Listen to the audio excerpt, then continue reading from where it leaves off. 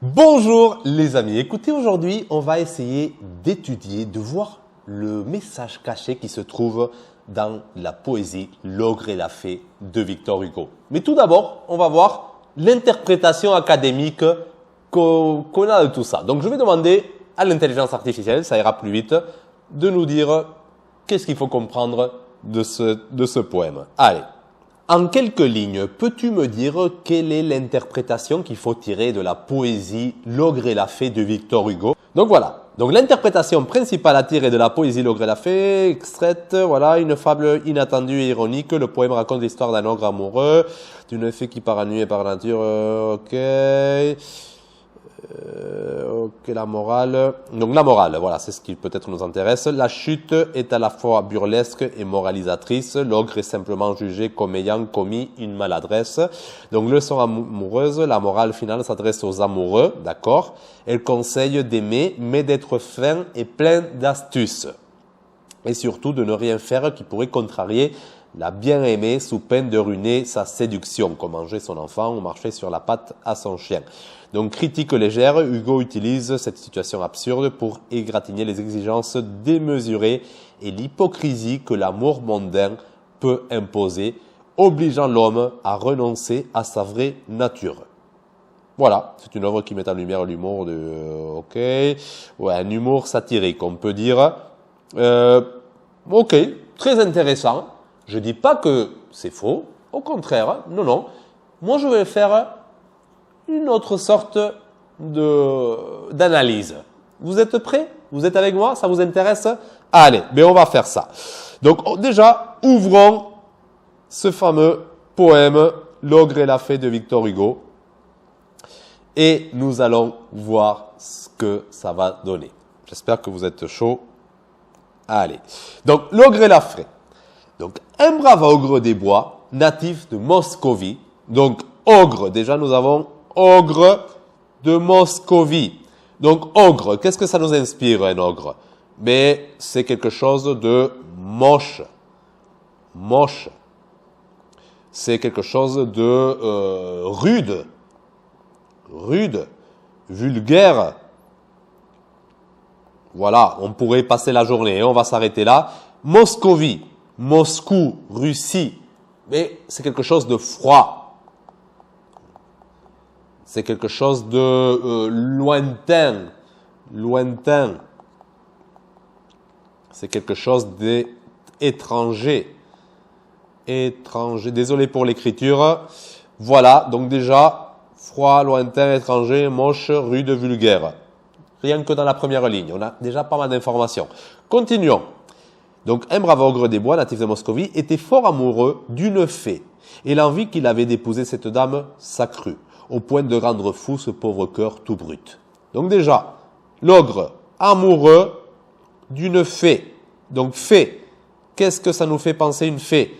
Mais c'est plutôt le contraire du froid, c'est chaleur. Chaleur. Délicatesse. Élégance. Élégance. Qu'est-ce que ça peut aussi nous inspirer une fée? Mais aussi un peu illusion. Illusion, féerique, illusion. Voilà. On va s'arrêter là, comme je dis, on pourrait continuer. Donc, il avait envie d'épouser. Donc, c'est-à-dire, on pourrait dire qu'une fée et un ogre, c'est les opposés. Il y a bien on dit bien que les opposés s'attirent. Donc, l'ogre, le moche, le rude, le vulgaire, il veut retrouver son opposé.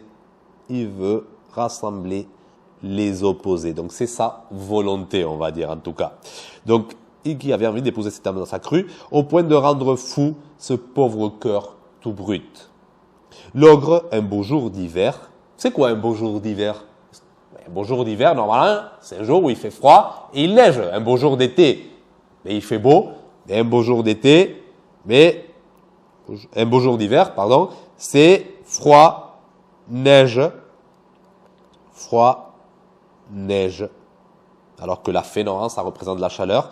Donc, l'ogre, un beau jour d'hiver, peigne sa peau velue et se présente au palais de la fée et salut. Donc, on dirait que l'hiver, le froid, est rentré, est accédé dans le monde féerique, dans le monde de la fée. Donc, l'ogre, comme les éléments sont à sa faveur, on dirait, mais il profite de cette journée, de ce beau jour d'hiver, pour tenter sa chance.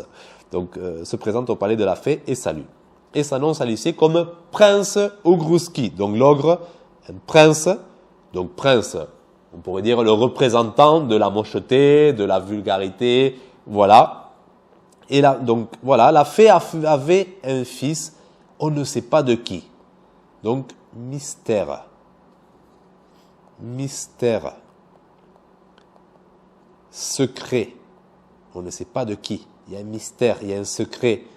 Il y a, dans ce monde de fées, de perfection, de tout est beau, tout est élégant, il y a une tâche. Le fils. Le fils, il y a une tâche. Pour l'ogre, en tout cas, c'est une grosse tâche. C'est un obstacle. Obstacle. Parce que ce fils, quand je la fais, à chaque fois qu'elle verra ce fils, elle pensera à ce fameux homme mystère, en tout cas. Donc, elle était ce jour-là sortie. Donc, absence de la fée.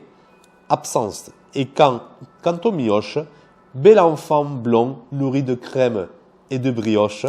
Donc, nourri de crème et de brioche. Donc, enfant gâté. Enfant gâté. Désolé pour l'écriture, hein. Voilà. Don fait par quelques Ulysse à cette Calypso. Je vous laisse découvrir l'histoire d'Ulysse et Calypso, le lien qu'il y avait entre Ulysse et Calypso.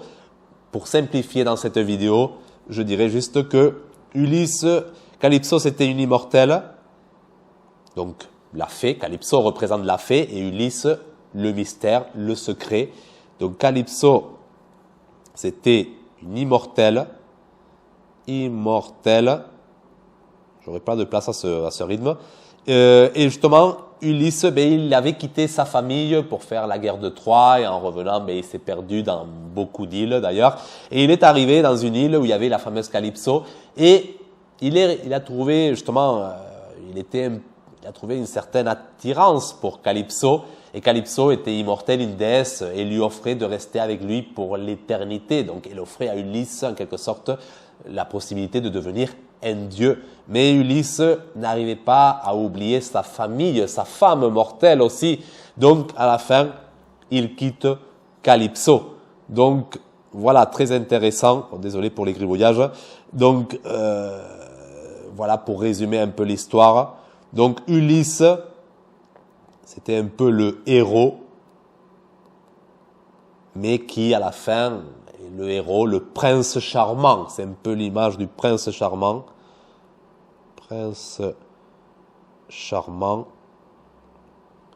mais qui, finalement, il part, il s'envole, il trahit Calypso. On pourrait dire que pour Calypso, c'est un traître à la fin. Mais il lui laisse la tâche, l'obstacle. Donc, on laissa l'ogre et lui, donc l'enfant tout seul, dans l'antichambre.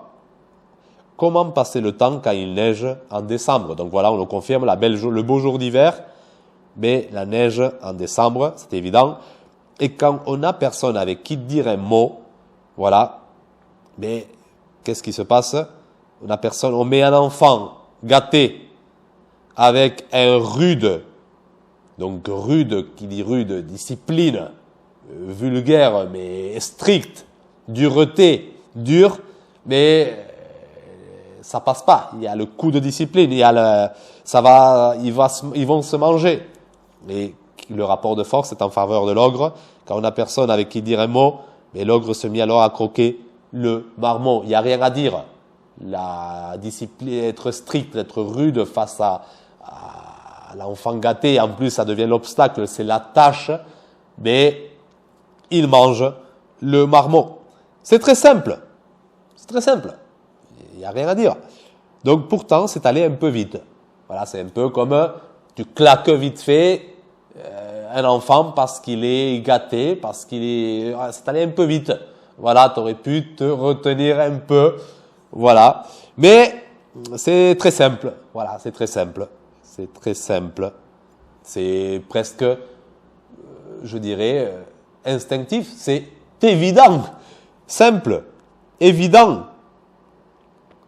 Évident. C'est très... Voilà. Pourtant, c'est allé un peu vite. Que de gober ainsi les mioches du prochain. Voilà, les enfants, les tâches du prochain. Les tâches, les péchés. On pourrait dire les péchés du prochain. Les erreurs. Oui, les erreurs. Péchés, c'est la même chose. Bon, c'est très simple de voir, d'effacer, de dire non, ça c'est mal. Allez, tac, t'es jugé, t'es étiquette. C'est très facile. Donc le bâillement d'un ogre est frère de la faim. L'ennui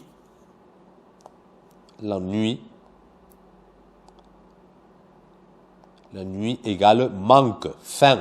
La faim, c'est quand tu manques quelque chose. Et quand tu t'ennuies, quand tu manques quelque chose, mais tu cherches à combler ce vide, donc tu cherches à voir les tâches et justement à les manger, à voir les défauts des autres et à les manger. C'est mon interprétation, hein, vous dites ce que vous voulez. Moi, c'est ce que ce poème m'inspire, j'ai le droit, et vous avez les commentaires pour dire ce que vous pensez. Donc, quand la dame rentra, plus d'enfants, on s'informe. La fée avise l'ogre, avec sa bouche énorme. « As-tu vu, cria-t-elle, un bel enfant que j'ai ?» Le bon ogre naïf lui dit « Je l'ai mangé. » C'est évident, c'est très simple. Je l'ai mangé. C'est la vérité, c'est évident, c'est très simple. Vérité, vérité. Or, c'était maladroit. C'était maladroit. Donc, vérité, c'est maladroit. C'est très simple, c'est très facile, c'est très vrai, c'est très maladroit. On arrive.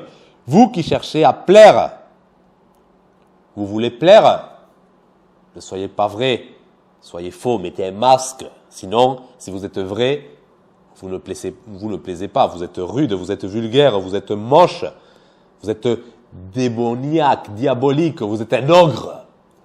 Donc, jugez ce que devint l'ogre devant la mer. Jugez que devint l'ogre devant la mer. Bah, pas très facile, pas très difficile. Bon, vous avez le pouvoir là, mais l'auteur, il vous donne quelques secondes à vous, lecteur, de juger. Parce que va devenir l'enfant pour la mère? Mais pendant ces secondes, en tout cas, ce que vous jugerez. Mais bon, il nous enlève là, parce que tout d'un coup, il nous enlève cette liberté, parce qu'il nous dit furieuse. Elle est furieuse. Donc là, voilà, on ne juge plus. Elle est furieuse. Qui lui soupait son dauphin. Adorer. Donc voilà, que l'exemple vous serve. Adorer. Donc furieuse, quand on est furieux, qu'est-ce qu'on devient? On est furieux. Ah, comme ça, on ressemble à un ogre. Donc oui, la fée, maintenant, a épousé, on pourrait dire, l'ogre. Elle est devenue vulgaire. C'est, à la fin, en quelque sorte, c'est une sorte de mariage réussi. Mais vu sous un autre angle.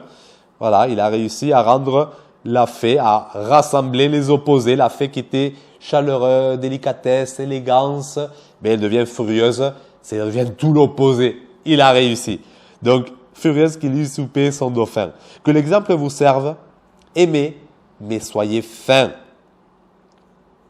Adorez votre belle et soyez... Votre belle, c'est un peu votre opposé. L'homme, la femme, les opposés. Je ne sais pas si vous le suivez. Et soyez plein d'astuces. N'allez pas lui manger comme cet ogre russe son enfant ou marcher sur la patte à son chien. Donc n'allez pas manger, enlever à quelqu'un, comment dire, ses tâches, ses péchés, ses erreurs, parce que ça fait toute son identité. C'est ça ce qui fait cet enfant, mais faisait la chaleur, la délicatesse, l'élégance, l'illusion de la fée. N'allez pas enlever ça aux gens. Donc, qu'est-ce qu'on peut tirer? Qu'est-ce qu'on peut conclure de tout ça? L'ogre, finalement, le monstre, mais dans l'histoire, il a été le plus sincère, le plus véritable, le plus vrai. Parce qu'il y avait le fameux Ulysse, le prince charmant, qui s'envole, qui part. Oui, il t'offre une illusion, un peu comme l'ogre pour la fée. L'ogre a cette envie d'avoir la fée. Mais la fée, elle a quoi? Elle a des ailes. La fée, elle a des ailes, elle s'envole. Elle s'envole. L'aile s'envole. C'est la recherche d'une illusion. La recherche d'une illusion, d'un mensonge, finalement. Tout comme la fée avait cherché ce mensonge avec son Ulysse, ce mystère, ce secret. Mystère, secret, obscurité. Donc les deux sont à la recherche, dans quelque sorte, d'une vérité illusoire. Et à la fin, une vérité illusoire, mais c'est quelque chose que c'est inatteignable, ça s'envole comme une fée avec ses ailes. C'est un mensonge, en quelque sorte, alors que la vérité, mais c'est très simple, elle est toute simple. Elle est trop rude, trop vulgaire, c'est trop évidente. Non, faut compliquer. Faut rendre les choses plus compliquées. Donc, avec tout ce que je vous ai dit, vous pourrez vous tirer beaucoup de conclusions. Moi, je dirais que la vérité, dans son état brut, elle est perçue comme une monstruosité par ceux qui vivent dans le monde des illusions, dans le monde des faits.